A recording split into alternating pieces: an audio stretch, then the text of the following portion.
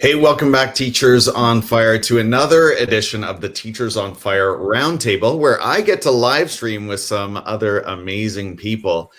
This morning, I'm so excited to actually connect with my Voxer thread. So this is a lot of fun. We're getting together with some people who have made going gradeless a particular passion and focus for them. So I'm going to go around and ask each one of them to introduce themselves, tell us about your context, and very briefly, what going gradeless, kind of what that looks like in your context. So Katelynn, welcome, and tell us about your context. Hi, everyone. I am Katelynn Giordano. I am a 6th grade language arts and history teacher in the Chicago suburbs. I have gone through such a journey with grading. It is something that I feel like has transformed my practice and transformed me as a person. I went from someone who was all about points, all about percentages and letter grades, to someone who was like, yeah, ditch it all. We don't need it. So it's been quite the journey, and it has really helped me and my students grow. Awesome. Deanna. Hey, so hi, everybody. Deanna Lough. And I am a high school English teacher, 9th and 10th grade. And my journey sounds very much like Katelynn's. There was a point in my career where when somebody would talk about not establishing points with an assessment, that I couldn't see that. And now I'm throw it all out.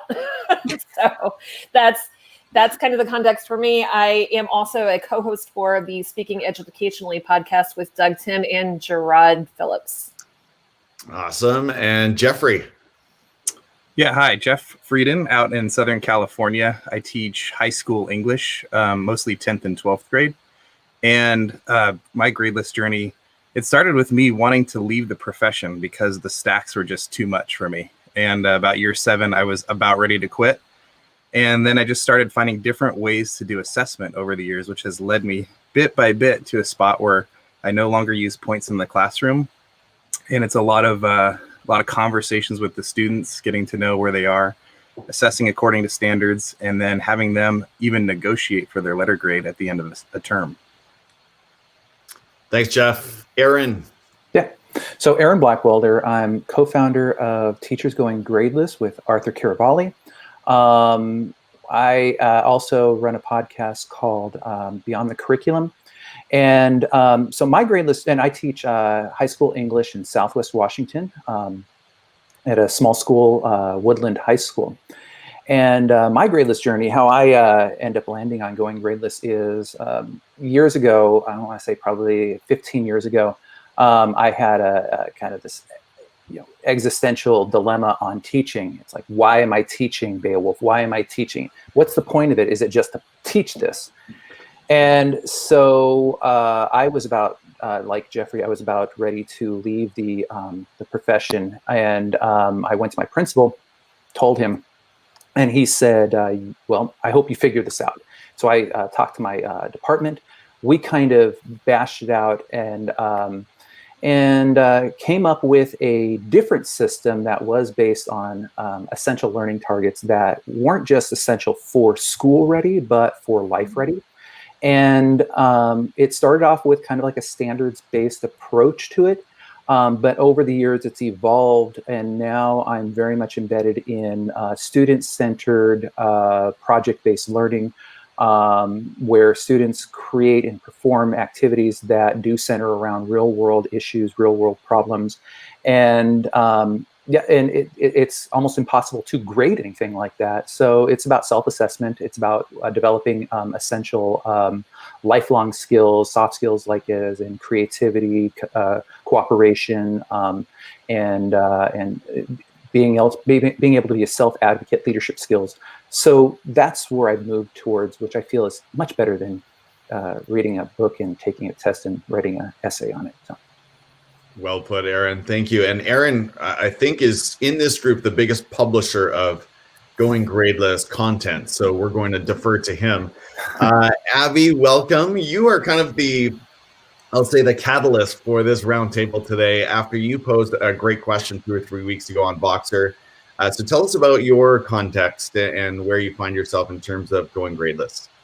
Well, as I'm sitting here listening to my friends talk about their experiences, I realize that it's a lot like, I keep getting this image of like a patchwork quilt in my head. I'm thinking about how so many of our experiences have brought us together. I don't think it's at all by chance. I mean, when Erin talks about student-centered learning, that's where I am so passionate about, and a natural connector is looking at our grading and evaluation process with students and making it centered to them that they are a part of that assessment and making it authentic and real. And grades just don't communicate that. They are not effective in showing learning or honoring the child, the student's experience. It's competitive in nature. It is finite. It is not about learning. That's a different process altogether. And so my sitting here this morning with this fantastic group of people is really, it is little patches of figuring out what is so meaningful in the classroom personally, and then coming together with this kind of interesting quilt of experiences and passions and beliefs. And so this year, to give it context, I've been experimenting with going gradeless for a couple of years, and I've been in some kind of weird, and maybe you all will relate, like hybrid kind of grading, because I really wasn't official. Like I didn't have the district supporting me, and I mean, they weren't not supporting me. I just kind of was under the radar, figuring it out, what works, what doesn't work, how to do it. And this year I'm so excited, and it is truly a result of our conversations in Voxer, Erin, our conversations, listening to podcasts and episodes. But this year my district is absolutely backing me in piloting a proficiency-based reporting system and stepping away from traditional numbers and letter grades and building a system in PowerSchool and Schoology to afford that. So fortunately, I've got some good mentors that are helping me out. Hey, I want to shout out, thank you, Abby. I want to shout out some great podcasters who are joining us live this morning. It's great to see Dan Kreines and Eric Geis and the staff podcast, Chain Path. Thank you for joining us this morning as well. So a couple of you have gotten into it. Thank you, everyone, for sort of outlining your context. And I guess for myself, I would say that really it's been a combination of factors in the last 3 to 4 years that have brought me very strongly into the gradeless mindset and gradeless practices. So kind of a combination of my master's degree and a school context that I was in. And frankly, the entire province of British Columbia is moving in that direction as well. So basically, you'd be hard pressed at this point to find a school, certainly K to 7, that is not moving into gradeless or hasn't already moved into gradeless practices, which is really great, because I know not every district has that going for them. So we have so much to talk about and so many different directions to go in, and a couple of you are already making the case and establishing the rationale for going gradeless. But I think it's really important to spend a round, if we could, talking about how do you make that case for the parent or the critic in your district or the seasoned veteran on your staff that says, what are you talking about getting rid of grades? Make the case in a, in a minute, if you can, or a minute or two, make the case for going gradeless. Katelynn? Yeah, so this is something I spent a ton of I spent a ton of time researching. Like you, Tim, I started this journey kind of during my master's degree when I took an assessment class. And throughout this assessment class, our professor was challenging our thoughts on grading and on what we had done previously. And so I started really getting into like, okay, well, what is a grade doing? And it was like this moment for me where I was like, okay, well, what is even the point of it? What is it trying to accomplish here? And so that is where I feel like this is my tagline, but a grade is communication. You are trying to communicate a student's academic proficiency to the student, to the family, to whoever it is that's looking. Now, when we're using letters and percentages and points and points and points, it's not really doing that. And I come back to this one assignment that I used to have that was worth 127 points. To this day, I legitimately don't know what I was assessing. I don't know what I was looking for. I remember thinking to myself, well, couldn't I just tack on 3 more so it'd be an even 130? And then just thinking to myself, like, what is that doing? What am I doing here? And that was a moment for me where I was like, all right, there's a better way to do this.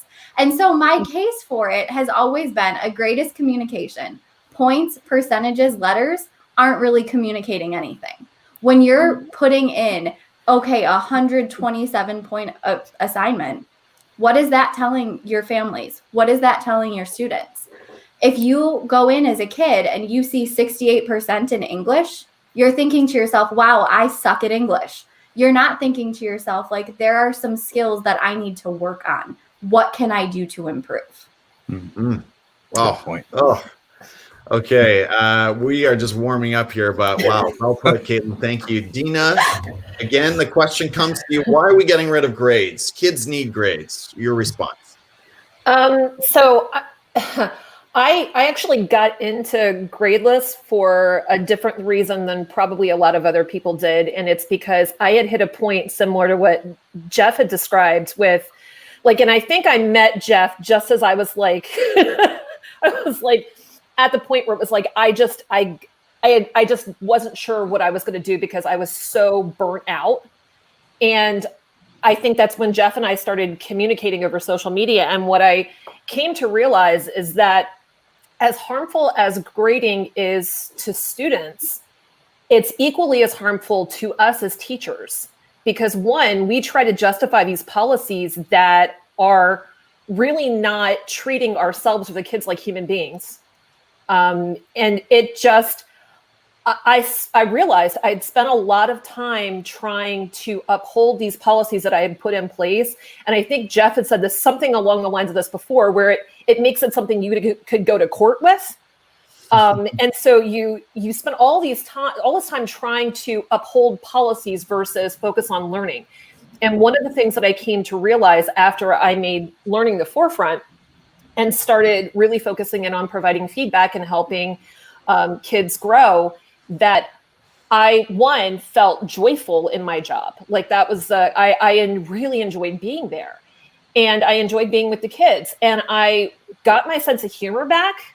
Like I actually find things funny again. When kids say things that are funny, I actually find them funny. And I'm able to engage kids and I have better relationships with kids. And there's no better way to manage your class than to actually have relationships and foster that with your students. And so that was a key piece for me. And I remember I was driving home from work last year and I was voxing Aaron and I'm like, this is the first time where I didn't know what to put on a syllabus because I had taken all these things out and I'm like, everything became negotiable. And I'm like, and I think I was laughing as I was explaining this to him, but I'm like, I just love my job. Like I love my job again. And it's like, this is what removing the emphasis on grades and the policies to uphold the grades, this is what it's done for me. And so when I have these conversations with colleagues, and I have had them because we're making this big switch because everything we do in this hybrid setting that I'm in and remote for a lot of teachers, I've had to explain to them that this is like how harmful this has been, not just for the students, but for us as professionals. And when you start emphasizing learning, it really does change your life as a teacher and you'll be much more joyful in your job. It almost sounds like you're saying relationships are important in education. I have the same conversation with somebody else was like, well, it sounds like if you really just have relationships with the students, they really just turn in the work and they just do the things because they care, they care about them. And I was like, yes. Jeffrey, a board member comes over to you and says you're off track with your gradeless practices. How do you respond? So I was trying to think about that. Like I've had a couple of winners in the last few years when I've gone gradeless that like have really resonated with parents. I mean, it really, my journey kind of, not only did it start with me wanting to quit, but it's also just the noise that points was making in my class too. It seemed like half the conversations I was having with students were about how to get more points or what can I do to make this up? And it was never about like, how can I get better at this? Like Katelynn was pointing out. So what I was noticing too was that the grade book is a really bad storyteller about the learning of each student. Yes. And so when I'm looking at a spreadsheet line and I'm interpreting this story, so like, you know, A, that kid's got it all together. B, they're doing pretty good. They're off my radar. This kid's getting a D. That kid's just lazy. But it turns out there's way more to the story because treating them like people, like human beings, we find out that the stories are really, that's what we're getting into. So if a board member asks me, like, what's the value in this? Like, well, I'm really getting to know the stories of each of my learners.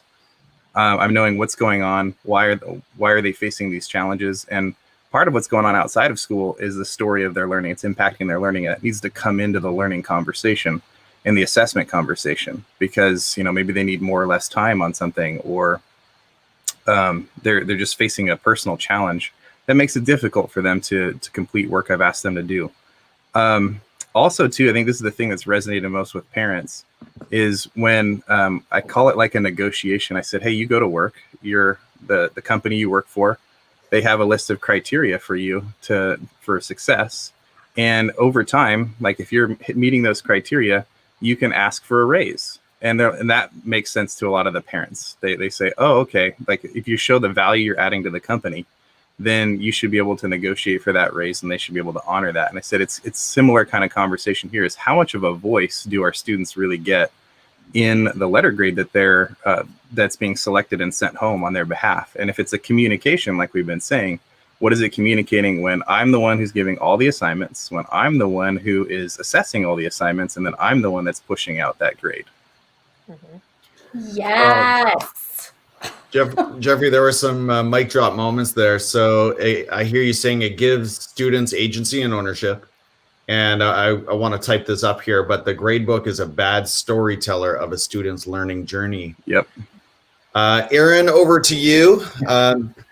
And Aaron, if you can, after you speak, if you can add your Twitter handle to your name and maybe Abby as well, that would be super helpful for viewers. But make the case for going gradeless, coming from teachers going gradeless, the website, the Twitter chat, the Beyond the Curriculum podcast. Aaron Blackwelder, ladies and gentlemen. Okay. So, well, I want to kind of jump onto something that Jeffrey just said about the grade book being a bad storyteller. A friend of mine, I love this this quote of his. He says that the grade book is an autopsy. The learning has been dead for some time, and we're trying to go back and figure out what happened along the way. The grade book is not a storyteller that has a triumphant ending. For most of our kids, it's a storyteller that has mostly a tragic ending.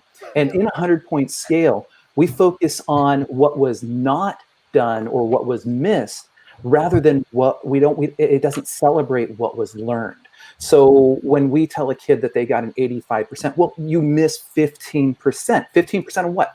And why wasn't it essential for them to go back and do that? So my case for parents is, hey, with the grading system, it really limits your child in their potential, because I will give them work, I will grade it. And if, let's just say your child's an A student, well, then I've set a parameter of what A means, and I limit them to that. I want to explore what your child is capable of beyond what I have given them. There is a great TED Talk, by Jan Wilson, about her child who has, I believe she has autism. She talks about how she's sitting with a psychologist who is doing an assessment of her daughter.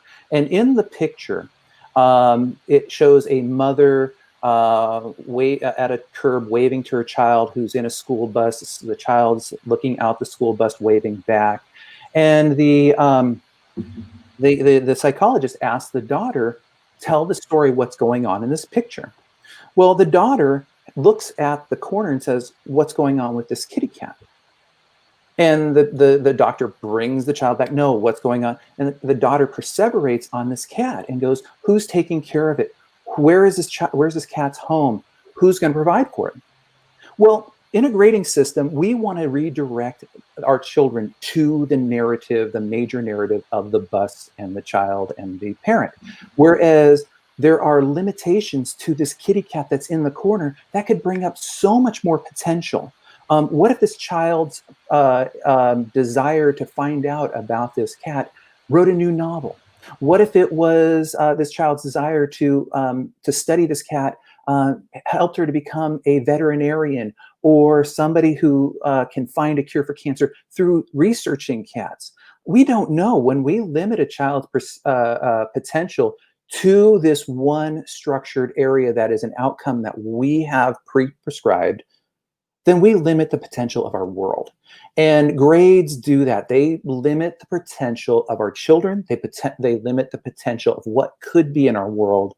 And I really believe that we need to allow our children to find their own kitty cat in the corner so that they can change the world and make it a better place. Thank you, Aaron. Beautifully put. Love stories. Great way to put that. Abby, finish us off. What would you add to this discussion about making the case for going gradeless? I guess I'll speak up for the student perspective. I was a kid that grew up with a learning disability that was undiagnosed until about 6th grade. School was pretty much hell. It was definitely, it was just patchy at best. I'd get one area or one grade in a certain content area, you know, up and good and solid, just to nosedive in another one. And grades were responsible for a lot of shame and a lot of heartache and a lot of baggage that I still carry around at 49 years old. And I just think, like, what if we didn't have to lay that on our kids? What if we didn't have, yes, still have expectations. Yes, develop our learners and equip them with skills and the things they need, but not in a way that is about compliance, shame, competition. I mean, competition with self is great. Do it, use it, but not the way that it's been done, not the way that we grew up in it. And I want more. I want more for my kids. I want them to keep that curiosity, that spark alive. I love teaching 6th grade because they're fresh still, but they're also, they come to me already carrying bags from what they've been through, K through 6. And I want to strip all that away. I want to do whatever I can to move all of the junk out of their way, to ignite learning, to ignite self-confidence, to develop the strengths they already have, their potential. And I don't see how grades benefit that. Awesome. Thank you, Abby. I'm so tempted to go into a discussion around zeros. Something one of you said sort of triggered me and made me think about eliminating zeros. I'm a little concerned that maybe we don't have time for that. So I want to really get to Abby's question on Voxer, which was about, and Abby, correct me if I don't get this right, but I think you were basically asking, what are your tips or what is your advice about putting this into place, right? About getting sort of changing the mindset in a school or a district or an education community. So Katelynn, start us off on this one. What are your tips to, speak to that teacher who is maybe watching or listening either with us this morning or on the replay at some point? What would you suggest in terms of really getting this process started and changing the paradigm from a traditional assessment model? So I would say first and foremost, have your research done, know what you're doing and why you're doing it. So really know the theory behind it. Have people in your corner, mentors that you can rely on, whether those be mentors that you found through professional study and reading and articles, or mentors that you connect with over social media or Voxer or however else. I can say truthfully that without the help of all of the people in this stream right now, I wouldn't have been able to do this, because you need to have your people to rely on. And I know that like reaching out to Aaron and to Jeff and to Abby and to Deanna about this stuff like has helped me, even when like something comes up that I just don't know how to approach or I don't have experience. So I would say start by finding your people and know why you're doing it. And then that's what you communicate to the community. Explain why, explain what it's going to do.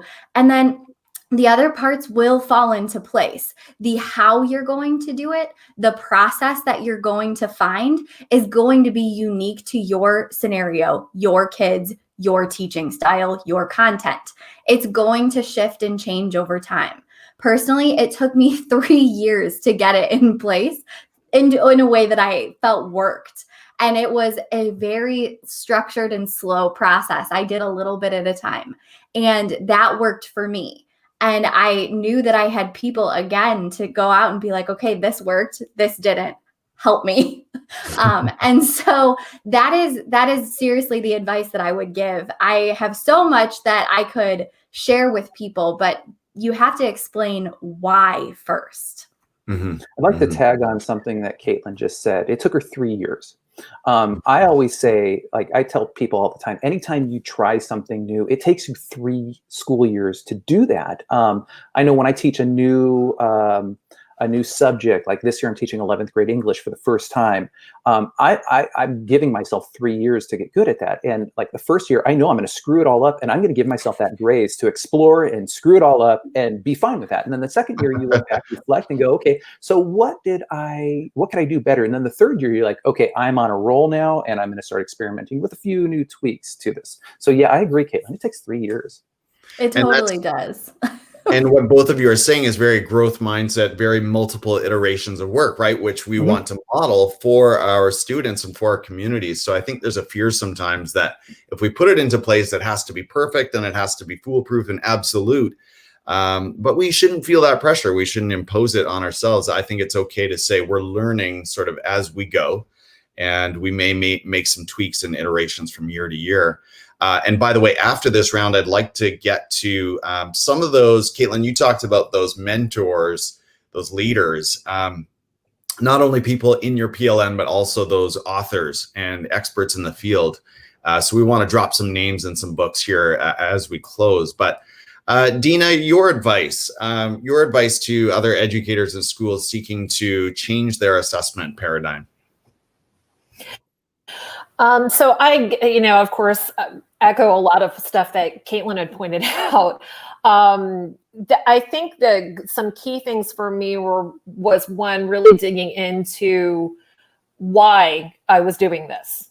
When you start looking at why you want to do something, or why you are assessing something the way that you are, or why you are, as an English teacher, choosing a specific text, you really start to think on whether or not something you're doing is purposeful, whether or not it's harmful. And that kind of led me to the other piece, is that there is so much inequity when you focus on grades, so much inequity. And as a teacher, I'm the person who holds the most power in that classroom.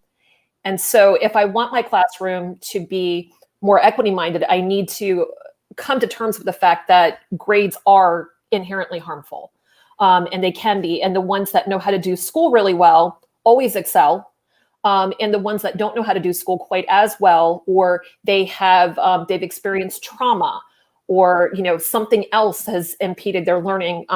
You have to make peace with the fact that maybe what I was doing was not necessarily the best practice, and let's kind of come up with another way to handle it. The other piece is really giving yourself permission to fail.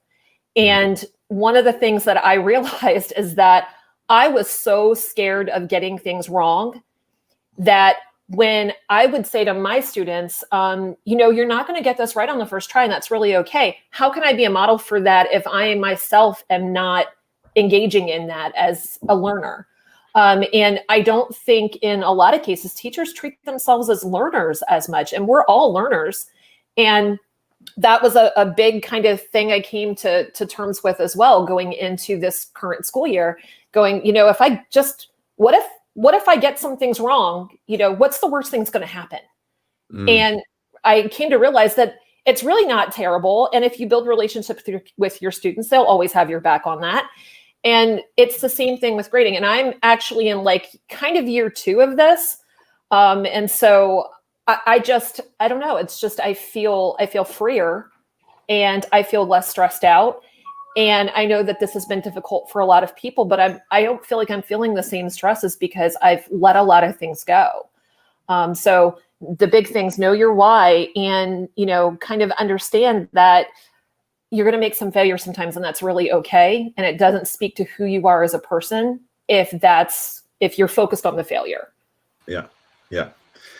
We're really modeling the assessment practices at their core. Now, Jeffrey, you're in a unique situation, right? Where I think you are, and maybe a couple of allies on your team are in the gradeless assessment, but it's not the case building wide. Is that correct? That's correct. Yeah, it's just me and a colleague. Speak to teachers in that situation. Right. How do you sort of fight the current and be that salmon swimming upstream, so to speak? Well, fortunately for me, in my context, I'm part of a union. It's pretty strong. So that's at least what gave me some confidence. And I'll be honest, even if people in my district are watching, I just kind of did it. I didn't really ask permission. I thought I could ask for forgiveness. And it worked out okay. They kind of caught wind of it later and wanted me to explain, and I did, and they were kind of okay with it. And then last year, I actually taught, one of my students was my principal's daughter, and he was okay with it. So why not? But when it comes to, like, if somebody's asking me, like, all right, we heard about what you're doing, we're interested, and my friend Ashley and I, we've talked to a couple of teachers on campus, and a couple of the things that we did is say, here's what we do. So we were ready to kind of evangelize our perspective and actually show our practice and kind of open up. So we were vulnerable first. So that's that PLN piece that Katelynn was talking about earlier. And by the way, just because you saw me on a live stream doesn't mean you can't reach out to me to ask questions to, or probably any one of us. We're all willing to talk about our journeys. But I think the big barriers that people were like, all right, how do I wrap my head around this? First of all, I would tell people you don't have to go full on, like take all the points out. And if that feels like really radical to you, there are ways to just figure out how to grade less as you're learning and doing the research. So it's not like with Katelynn's got great advice, and I'm still researching myself. But as you're researching, there are some things you can do, just little tweaks you can make that will take the emphasis off the points and put it back on the learning, but still maintaining a grade book. So there is that. There's some in between there. And then the other thing that I kind of want to speak to perspective-wise is, like, a lot of questions that come up is like, well, if we take grades out, does that mean the kids, like, they just won't be motivated to do anything? And we need those grades there for that motivation. And that's a myth. They don't need the grades for motivation. If you completely remove points, and like they will focus on their improvement, and they will focus on their next steps if you're giving them feedback. So you might have to, like, change where the comments go. I know as an English teacher, I was usually putting comments at the end, and it was usually to justify why there was a deficit. That was why the comments were there. But if I move them more towards like an earlier part of the process, then I say, like, here's your next step, here's your next step, here's your next step. That's what the conversation becomes about, how to improve and how to get better. So yeah, points and grades, like, those are motivators. That is actually a myth. Yeah. That became such a key talking point in the spring when we moved to remote learning, because teachers who really relied on the, let's say, the rod, if we're talking carrot and stick, teachers who relied on that stick of grades and then were, had that taken away from them by their district or by the state, were really sort of at a loss to say, like, how do I move forward, right? And Katelynn, you were going to say something on that. Yes. Too. Yeah, it was pretty much exactly that. That was in the spring when, like, everything was like, okay, we're not grading anymore, no more grades. Our governor came out and made that mandate for the entire state. And I had teachers that I was working with that are like, my kids aren't doing anything. They're not doing anything at all. Like, what are you doing in your class? Why aren't they doing anything? And I was like, they're still doing stuff for me, like, because points weren't the motivator. Right. It was, we're doing this to learn. Like, every activity that they had, every assignment that we did was purposeful, and the purpose wasn't to get points. So they did it, and it wasn't this issue. So I just had to throw that in there because it was so relevant this spring. Yeah. And to jump on that too, you know, as Jeffrey was talking about points as a motivator, if points are the motivator for learning, then really is what you're teaching worthwhile. If you feel that you have to force compliance by giving points, then what you're saying is the learning isn't worthwhile at all. So if you are struggling with that, then maybe it's time to reflect upon what you're having kids do. If you are, you know, forcing them to take tests and write these essays that just even you don't even invest yourself in, and you feel, gosh, well, if I don't give points and they're not going to do it, then maybe you need to change what you're doing. Yeah, great observation. And Aaron, what would you add to those educators looking to make this, in some cases, titanic shift? Certainly a huge paradigm shift. So in making this shift, you know, you don't have to be revolutionary. What I would say is, when you went into teaching, what were you most excited about? Were you excited about giving points? Were you excited about being angry at kids because they weren't doing assignments? What were you excited about? What was it that like drew you into the teaching profession? What is it that you love about your content? And what is it that allows you to use the content in your own personal lives? Now, if reflect on those things and start teaching those things and allow kids to discover those things for themselves.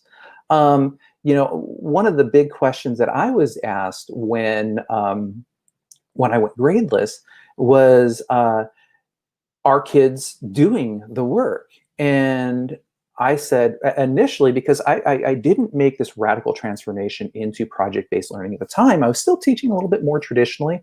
But what I said was, I have not noticed a negative decrease in the amount of work that was done. It's pretty much stayed the same. However, what I've also noticed is the quality of the work went up, and the creativity that's coming to the work went up.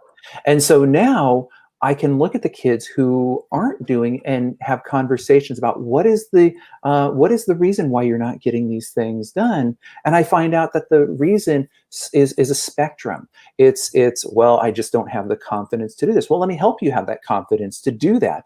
Well, you know, my outside life, it's just not conducive to getting these things. And well, let me see if I can create that context for you within our classroom. And so, you know, helping kids where they are has become more the center, rather than the using the points as a form of compliance to get the work done. It turns into conversation. So ultimately, I mean, I still have kids that are not doing the work, but you know, and we have to be okay with that. I honestly believe it is okay that a kid hates English, that they are not readers and writers. I have to be okay with that, because I am not a science guy and I'm not a mathematician, and I'm okay with that too. And I hope somebody else is okay with that. And I hate mowing my lawn, and I pay somebody to mow my lawn every week, and I'm okay with that. So if the world is okay with me not mowing my lawn every week and paying somebody to do it, then we also have to be okay with the fact that our kids are just not going to be invested in what we're doing. But we want to expose them to the life skills that are going to be important later on in life. And that's our job, is to expose kids to these things, not to make them be compliant. So you got to shift your mindset. What is it that you're doing as a teacher? Are you most interested in holding kids accountable? Or are you interested in exposing your kids to the opportunities that lie ahead of them? Thank you, Aaron. And Abby, what would you say to people looking to bring in, you're right in the throes of it yourself. So I'm sort of asking you to answer your own question, but what is your advice so far from your journey in terms of bringing gradeless assessment into a school or district? I think that a great connector, or I guess corridor into all of this, is through the shift of And it came about because of me wanting a more student-centered approach in my classroom, in that, like, building that culture. And so one of the ways that I found that link, the corridor, was through teaching kids to be self-assessors. It was teaching kids about, you know, the learning stages, like on a 4-point scale or 3-point or whatever is good. Tim, actually, do you remember when you, I guess you did a tweet maybe a year or two ago? You had been to a conference. You were really impressed with the learning scale, emerging, like beginner, emerging, approaching, and proficient. And I adopted that. I messaged you and we talked. You sent me pictures of the what you had, you know, seen at the conference, and I started adopting it right then with my learners. And it was such a powerful way to get a shift in thinking. You know, I explained to my students, I want you to care about the quality of your work, but first you need to know where your learning is. You have to know what stage you're in. And I always have used this example with my students to explain this. You were not born knowing how to tie a shoe, right? That was something that you were introduced to many, many times. And when you first started practicing tying a shoe, you didn't know this, you didn't have the movements, the skills necessary.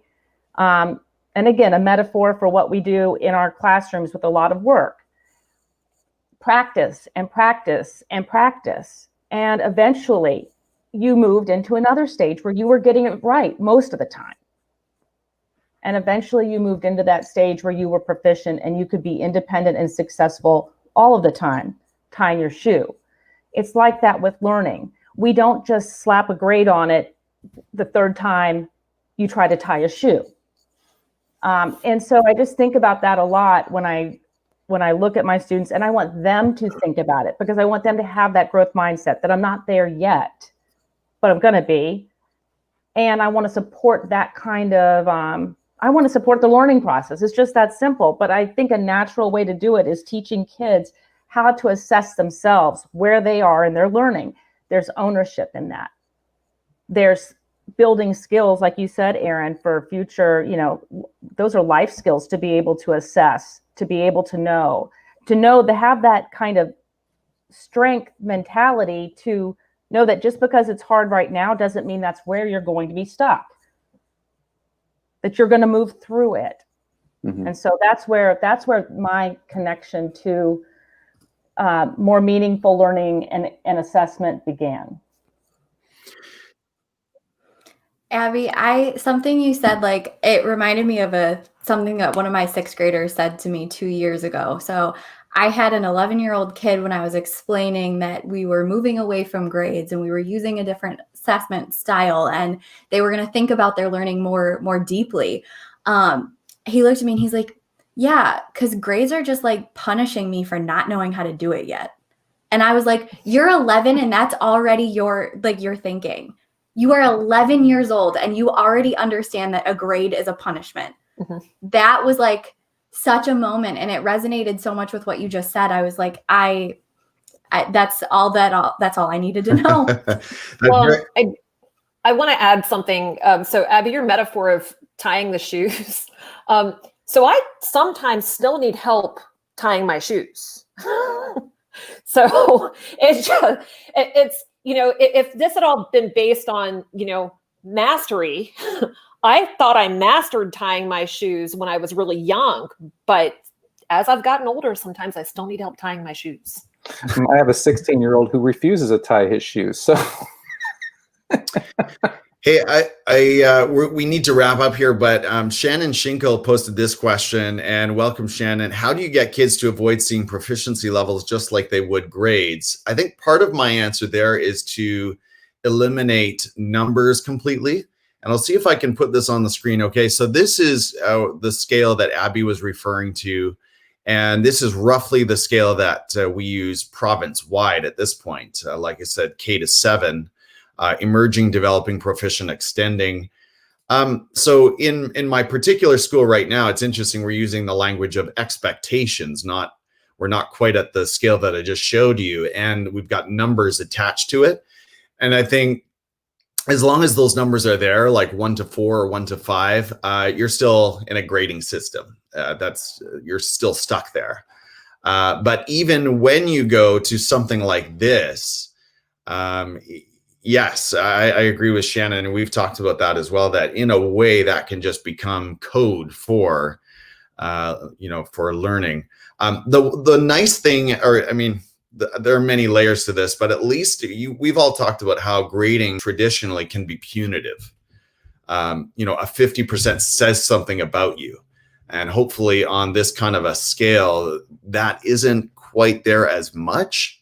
It doesn't feel as permanent. But I do want to respect your time. So two questions to wrap up, and these will be sort of lightning rounds. Number one, what is some reading or maybe just an author in general that you could recommend to anyone watching and curious about getting deeper on this? There are a bunch of books that I know are going to come up in this round. One that I happen to have right here is Embedding Formative Assessment. And I'd also point out this author. There are two authors, but one in particular, Dylan William. William spelled with a single L.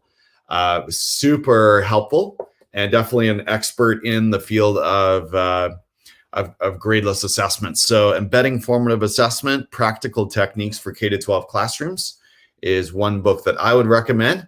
Katelynn, we were kind of joking about this off air, but is there a book or an author that you would point people to? Oh, Whoops, sorry. That's like seriously 2020 right now. You're muted. First, yeah, we were joking about it. I was about to go out to my bookshelf. Why They Can't Write by Josh Warner is a phenomenal read for anybody that teaches writing. So all of us, every teacher ever has students doing writing in their classroom. So I think literally every single person should read that book.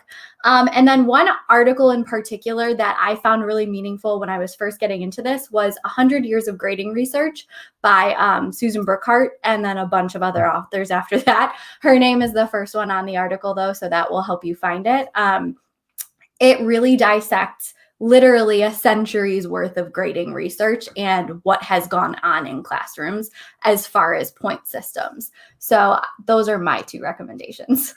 I've heard you talk about that historical context. I feel like that would be that has to be super helpful to sort of understand big picture where we've come from. So as we continue, if you can put the titles and authors' names in the chat, then I'll unfortunately, I have to sort of copy and paste them into the main chat to make them appear on the screen, but that would be super helpful. So Katelynn, if you can type one of those titles there, that would be great.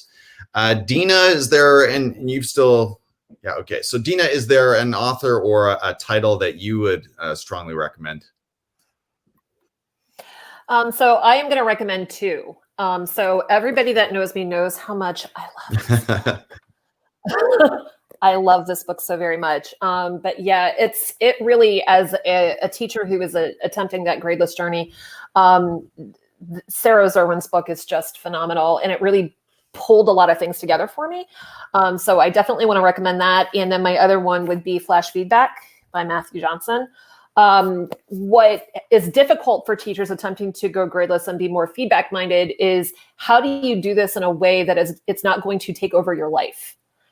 So those two books are the ones I would definitely recommend. Awesome. Thank you. Jeffrey?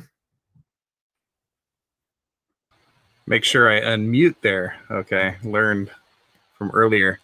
Yeah. Oh, John Warner, not Josh Warner, for Katelynn's book.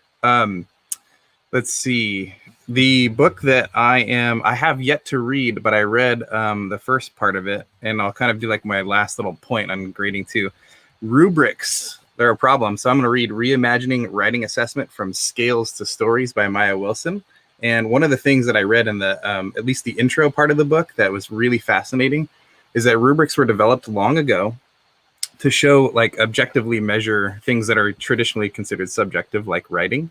And they're for the purpose of sorting, so that we could keep certain people out of academic life. So it was used as a tool to keep people out. And so how can we move from these old scales to the stories of their learning? And that's, so if anybody wants to read this with me, I'm going to be starting Maybe to read that this should soon. be maybe our Boxer group needs to take on a little bit of a book study. That'd be ambitious maybe in this season, but it'd be fun. Aaron. Yeah, I'll give nods to Maya Wilson. Her other book. What was the other book's title? Rethinking Rubrics. I wasn't planning this. Thank you. Rethinking Rubrics is phenomenal and a huge mindset changer for me. Now I'm going to go off in a different direction because it's one thing to eliminate grading or to rethink how we grade and assess, but it's what we do in its place that I think is more important. I'm going to give a shout out to Ted Dintersmith's book, What School Could Be. Has nothing to do with assessment, but has everything to do with the potential of school. And as you read this book, you'll think grading just doesn't fit in with a lot of these things. So you have to fill those blanks in with something that is engaging and meaningful for kids. And the other one that I would encourage is Alfie Cohen's "What's the Schools Our Children Deserve." Again, another book. It mentions some grading and assessment in it, but really it centers around the ideas on what school is, the purpose of school, and what our kids could be doing. And again, I think that it's not. I mean, I'm sure that there are amazing teachers out there that are grading and redirecting our students, but there are also teachers who are not grading, who are just not filling in those gaps. So we have to fill those gaps in first and reimagine what school could be. And then I'm going to give a final shout out. Susan Bloom is publishing a book that is a compilation book. It's titled "Ungrading: Why Students Undermined Why Rating Students Undermine Learning."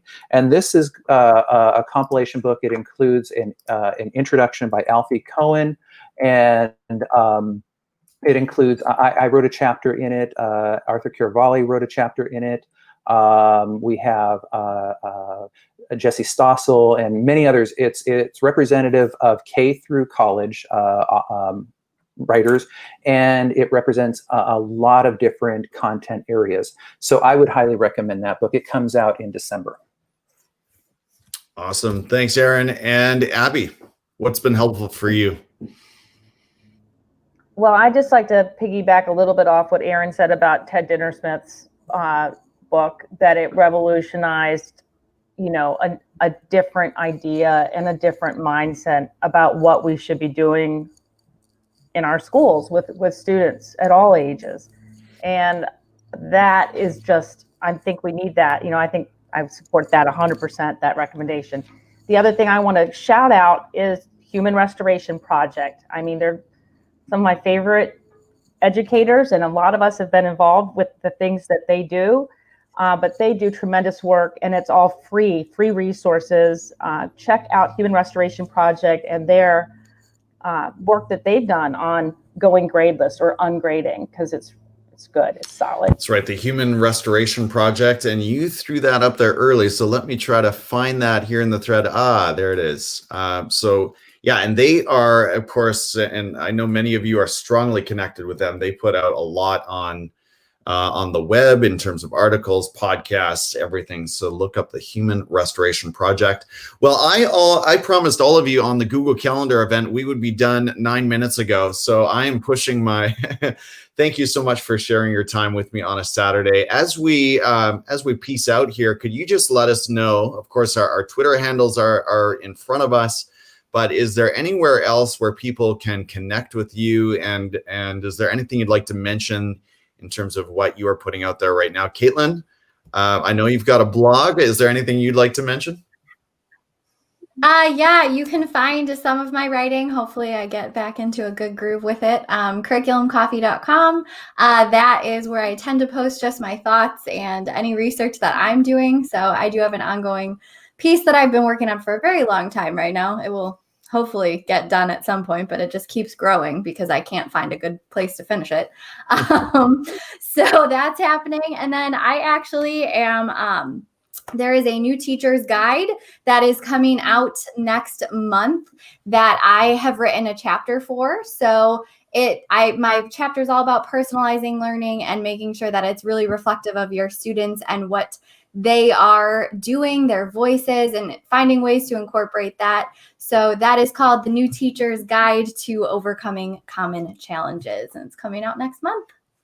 Very exciting. Deanna. So I can be found on Twitter at HesTeacherest, but as I said at the beginning, I record a podcast called Speaking Educationally with 2 other Delaware educators, and we can be found at Speaking Educationally on Twitter. And we are in the process of joining the Teach Better podcast network, which we're very excited about. So we are kind of working through those logistics right now, but we're very excited, and it's really about anything equity in education. Awesome. Jeffrey. Yeah, right now it's just Sir Thrive EDU. So if you want to email me, you can. I've taken a big hiatus on the content creation, though I'm starting to find the motivation to come back. So I needed to take a break for a lot of reasons. But I'll be making my way back, I think, probably by the end of the year. Hey, and Jeffrey, quick, give a shout out for your book. Oh yeah, if you're a writing teacher and you want to really get students into the writing process, because for me, I want to make sure that my students aren't just doing tasks that involve writing, but to actually learn the process of writing. I wrote a very small self-published book titled Make Them Process It, and it's about using the writer's notebook in class. Great. And thanks, Jeffrey. And Aaron. You can find me on, Aaron. Yeah, you can find me primarily on teachersgoinggradeless.com. We run bi-monthly Twitter chats with the hashtag TG2Chat. And then we have a Twitter handle at TG2Chat. I also run a podcast, Beyond the Curriculum, where you can find that on almost all major podcast hosts. And the website is beyondthecurriculumpodcast.com. So yeah, that's where you can find me. And of course, anybody can message me. I love having conversations with people. So please reach out to me. All right. Thanks, Aaron. And Abby. I've got a couple projects that I'm working on right now, but you can find me just at my Twitter handle, AWFrench1. And like Aaron said, I love connecting with people, and if I can be supportive or answer any questions or just engage in a conversation, I'm happy to do it. Thank you, Abby. And thanks to all of you. You're all former guests of the Teachers on Fire podcast, and that's where I can be found at Teachers on Fire everywhere. Thank you so much to all of you for sharing your Saturday, very precious time with me and with the Teachers on Fire community. You continue to inspire me in so many ways. So let's keep up the conversation on Voxer and elsewhere. And as Abby said, we're all active on Twitter, so I know I'll see you there again soon. Take care and have a great weekend, everyone. Bye, everybody. Bye, everybody. Bye. Thanks, All right, Tim. bye. So good to see you. Bye.